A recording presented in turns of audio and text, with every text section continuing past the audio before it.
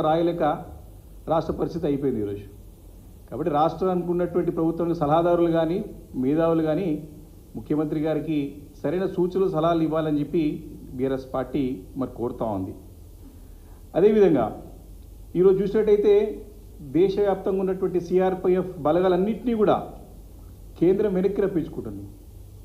Central reserve police force ఏవైతే ఉంటుందో వారందరినీ కూడా వెనక్కి పిలిపించుకొని మరి అందరూ అలర్ట్ ఉండే విధంగా మరి కేంద్రంలో ఉన్నటువంటి మరి ఒక డిఫెన్స్ డిపార్ట్మెంట్ కానివ్వండి, హోంశాఖ కానివ్వండి, వారికి అడ్వైజ్ ఇస్తూ మరి వారిని చూస్తూ ఉన్నాం. ఈరోజు పొద్దున కూడా సమాచారం వచ్చి న్యూస్ చూస్తూ ఉన్నాం. కగార్ ఆపరేషన్ కూడా మరి తాత్కాలికంగా నిలిపివేసి వారి సిఆర్పిఎఫ్ బలగాల్ని వెంబడే రావాలని చెప్పేసి ఆదేశించినట్టు ఇప్పుడే వార్తలు చూస్తూ ఉన్నాం. అదేవిధంగా వీరేమో అధికారులు, భద్రతా సిబ్బంది, వారితో పాటు ముఖ్యమంత్రి గారు మొత్తం కూడా ఈ మూడంచెల భద్రతా సిబ్బందిని ఏర్పాటు చేసి రాష్ట్రం మొత్తం కూడా ఈ అందాల పోటీల గురించి ప్రచారం చేస్తామని చెప్పి ప్రభుత్వం చూస్తూ ఉంటే మరి ప్రభుత్వంకి ఆలోచన ఉందా మరి లేదా? భద్రత అవసరం ఉందని చెప్పేసి మరి అక్కడ పైనుండి అందరూ కూడా పిలిపించుకుంటూ ఉంటే అందరూ కూడా అక్కడ రాపిస్తూ ఉంటే వీరేమో భద్రతను కల్పించి మరి మేము అక్కడికి అది అందాల పోటీల యొక్క ప్రచారం చేస్తాం, అందరినీ తీసుకొని తిప్పుతాం, దీన్ని పెద్ద ఎత్తున ఒక పండుగ వాతావరణంలో చేస్తామని చెప్పడం మరి నిజంగా ప్రభుత్వం ఒక ఆలోచన విధానానికి దర్పణం పడుతుంది వారి యొక్క నిర్ణయాలను చెప్పిస్తుందని మనం చేస్తూ ఉన్నాం. ఈ సందర్భంలో మనం చూసినట్టయితే భద్రతా సిబ్బంది యొక్క అవసరాలు దేశానికి ఎంతైనా ఉన్నాయి. ఈరోజు అలర్ట్ ఉండాల్సిన అవసరం ఉన్నది. ఈరోజు దేశమంతా కూడా మరి బ్లాక్అవుట్ ప్రకటిస్తూ ఉంటే, అన్ని నగరాలకు బ్లాక్అవుట్ ప్రకటిస్తూ ఉంటే ఈరోజు చూస్తూ ఉన్నాం.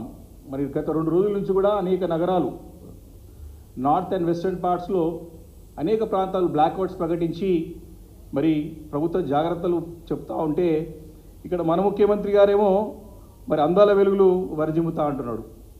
ఆలోచన చేయాలా మరి ఇది కరెక్ట్ చేస్తుండా తప్పు చేస్తుండా ఒకసారి ఆలోచన చేసుకోవాలా. ఈరోజు చూస్తూ ఉన్నాం దేశవ్యాప్తంగా సంఘీభావ ర్యాలీలు జరుగుతూ ఉన్నాయి. మన మైనధైర్యాన్ని ఇవ్వాలా, సైనికులకి అండగా ఉండాలా, సైన్యానికి అండగా ఉండాలి. అందరం ఉన్నాం. ప్రత్యక్షంగా మనం పాల్గొనకపోవచ్చు, కానీ డెఫినెట్గా మా థాట్స్, మా ఆలోచనలు మొత్తం మీ ఎంబడి ఉన్నాయి.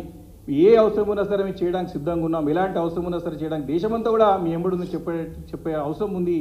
కాబట్టి ఈరోజు దేశమంతా కూడా సంఘీభావ ర్యాలీ జరుగుతూ ఉంటే ఇక్కడ మన రాష్ట్రంలోనేమో మన ముఖ్యమంత్రి గారు అందాల పోటీల క్యాట్ వాక్ ర్యాలీలు చేపిస్తూ ఉన్నాడు. ఇది చూసి అందరూ కూడా అసహించుకుంటా ఉన్నారు. రాష్ట్ర ప్రజానీకం అంతా కూడా వారి యొక్క నిర్ణయాలని మరి తప్పుపడుతూ ఉన్నారు. మరి అంతేకాకుండా మనం చూస్తాం నిన్న ఈరోజు చూసినాం ఎయిర్పోర్ట్స్ ఇప్పటికే చాలామంది కూడా మనం ఆపేయడం జరిగింది. దాన్ని సీజ్ చేసి ఏం కార్యకలాపాలు జరగదు, ఎలాంటి మూమెంట్ ఉండదని చెప్పి ఎయిర్పోర్ట్స్తో కాక పోర్ట్లను కూడా ఈరోజు మూసివేసి మరి జాగ్రత్తలు పాటించాలని చెప్పి ప్రభుత్వం కేంద్రం నుంచి మరి అటు హోంశాఖ కానివ్వండి వివిధ వర్గాలన్నింటినీ కూడా అలర్ట్ చేస్తూ ఈ పోర్ట్లన్నింటినీ కూడా మూసివేయడం జరిగింది. అంటే పోర్ట్లన్నిటి ఇంపోర్ట్ ఎక్స్పోర్ట్కి ఖచ్చితంగా ఒక ఆటంకం ఉంటుంది. మరి దీనిపైన ముఖ్యమంత్రి గారు చాలా నిత్యావసర వస్తువుల గురించి కూడా ఇప్పుడే ప్రజలు ప్యానిక్లో అంటే ఖచ్చితంగా ఉంటారు. వస్తువులు ఎక్కువ కొంటూ ఉంటారు, జాగ్రత్త పెట్టుకుంటూ ఉంటారు, సరే ఏ టైం ఎట్లా వస్తుందో కొనుక్కుంటూ ఉంటారు. దానిపైన ముఖ్యమంత్రి గారి దృష్టి కేంద్రీకరించి అందరికీ ధైర్యాన్ని ఇచ్చి ఏదేమైనా సరే రాష్ట్రంలో ఎలాంటి ఇబ్బంది లేకుండా చేస్తామని చెప్పి అలర్ట్ చేయాల్సినటువంటి బాధ్యత వారిపైన ఉన్నది. ఈరోజు చూసినట్టయితే నిన్న ఈరోజే నోటిఫికేషన్ కూడా కేంద్రంలో ఉన్నటువంటి ఇండియన్ ఆర్మీ రిక్రూట్మెంట్ కూడా నోటిఫికేషన్ రిలీజ్ చేయడం జరిగింది. మరి నిన్న పేపర్ కూడా రావడం జరిగింది. ఇప్పుడు కూడా మేము ప్రింట్అవుట్ తీసినాం. మరి ఫర్ సివిలియన్ క్యాండిడేట్స్ అని చెప్పేసి మరి టెరిటోరియల్ ఆర్మీ వారు కూడా పిలిపించుకుంటా ఉన్నారు. ఇండియన్ ఆర్మీ రిక్రూట్మెంట్ 2025 అని చెప్పేసి మరి నోటిఫికేషన్ రిలీజ్ చేస్తూ కూడా వారు నిన్న ప్రకటించడం జరిగింది. న్యూస్ పేపర్ల ప్రముఖ అన్ని న్యూస్ పేపర్ కూడా ఇది వచ్చింది. ఇది కూడా చూసినట్టయితే ఇండియన్ ఆర్మీ రిక్రూట్మెంట్ 2025 అని చెప్పేసి వచ్చింది. అంటే ఈ రకమైనటువంటి సందర్భంలో, ఈ రకమైనటువంటి వాతావరణంలో ఏం చేస్తుంది ప్రభుత్వం? ఒక ఆలోచన ఏ రకంగా ఉంది? వారు ఏం ఆలోచన చేస్తున్నారు? ఒక బాధ్యత గల పదవిలో ఉన్నటువంటి ముఖ్యమంత్రి కానీ ప్రభుత్వంలో ఉన్న పెద్దలు కానివ్వండి, ఏ రకమైనటువంటి ఆలోచన మీది? ఇంత అలర్ట్గా ఉండాల్సిన సందర్భంలో మీరు చేస్తున్నటువంటి పని ఏంది? మీరు ఒకవైపు దేశం మొత్తం కూడా రోజు మీరందరూ కూడా చూసినట్టయితే దేశమంతా వ్యాప్తంగా ప్రతి ఒక్కరు కూడా అలర్ట్గా ఉండమని చెప్పేసి ప్రభుత్వం చెప్పింది. మీరు ఏం చెప్తున్నా క్లియర్గా కేంద్రం యొక్క సూచనలు పాటించమని చెప్తూ అలర్ట్గా ఉండమని చెప్పింది సైన్యం. నేను చూసినట్టే ప్రతి పొద్దున సాయంత్రం అక్కడ మనకి సంబంధిత శాఖ సంబంధించిన అధికారులు ప్రకటన చేస్తూ ఉన్నారు. మీరు ఈ యొక్క సోషల్ మీడియాలో వచ్చేటువంటి అసత్య ప్రచారాలను నమ్మొద్దని చెప్తా ఉన్నారు. మీరు కేంద్రం నుంచి వచ్చేటువంటి ఏదైతే వ్యాలిడేట్ న్యూస్ ఉందో దానే పాటించమని చెప్తా ఉన్నారు, దీన్ని అబ్జర్వ్ చేయమని చెప్తా ఉన్నారు. కాబట్టి మేము అవి చూడాలా లేకపోతే అందాల పోటీలు చూడాలా? ముఖ్యమంత్రి సమాధానం చెప్పాలి దీనికి. మనము ఈ సందర్భంలో అంటే ఎప్పటికప్పుడు అలర్ట్గా ఉండి జాగ్రత్త ఉండాల్సిన సందర్భంలో ఈ రకమైనటువంటి పిచ్చి చేస్తలేంది. ఓ చిన్నపిల్లల బచ్చగలాటలేక ఉంది ఇదంతా. రాష్ట్రంలో పిచ్చోని చేత రాయంటే ఏమనుకున్నా కానీ ఇప్పుడు సస్పెండ్ అర్థమవుతున్నది.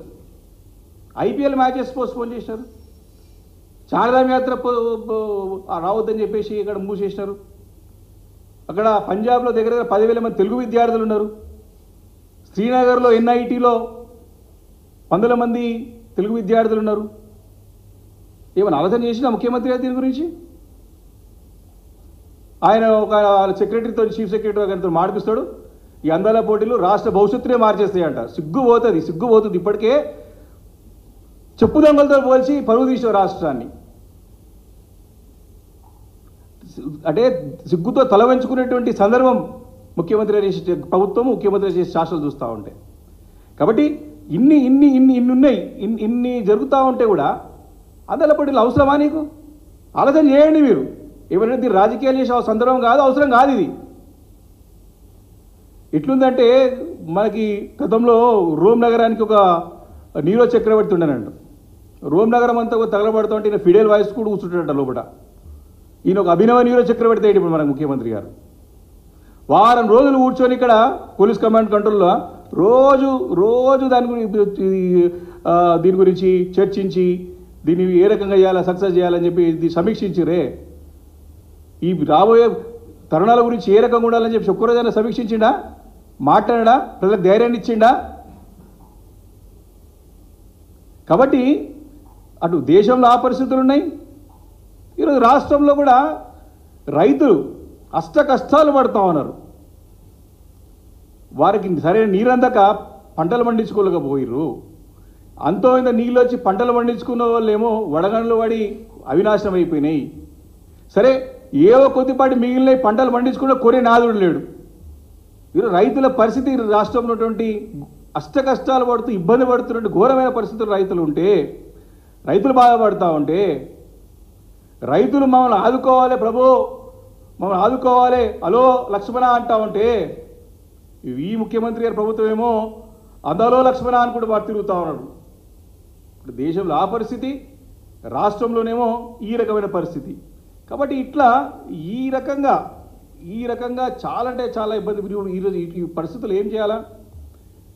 మనకి ఆర్మీ రిక్రూట్మెంట్కి నోటిఫికేషన్ వచ్చింది. నువ్వు ఇక్కడ మన రాష్ట్రంలో కానివ్వండి, సరే ఇతర ప్రాంతాల్లో డాక్టర్స్ ఉన్నారా, పారామెడికల్ సిబ్బంది ఉన్నారా, అత్యవసర వస్తువులు అన్నీ మనకు ఉన్నాయా, స్టాక్ ఉన్నదా మన దగ్గర, అవసరమైనటువంటి నిజంగా రక్తదానం బ్లడ్ అవసరం ఉంటే బ్లడ్ అవైలబిలిటీ ఉందా, ఇవన్నీ కూడా జాగ్రత్తలు తీసుకోవాల్సిన అవసరం ప్రభుత్వం పైన ఉంటుంది. కాబట్టి ఇవన్నీ కూడా ఆలోచన చేయకుండా ఇవన్నీ వదిలిపెట్టేసి ఈరోజు నేను అందాల పోటీలే తిరుగుతా, అన్నీ వదిలిపెట్టేసి దాని చుట్టే తిరుగుతా, అందాల పోటీల చుట్టూ తిరుగుతా అంటే అది మీ ఒక అసలు మీకు సరైన దారిలో పోతున్నారా లేదా అని ఒక్కసారి ఆలోచన చేసుకోమని చెప్తా ఉన్నా నేను పార్టీ తరఫు నుంచి కూడా. ఈరోజు ముఖ్యమంత్రి గారు నేను చెప్తా ఉన్నాను, ఇప్పటికే రాష్ట్రం యొక్క పరువు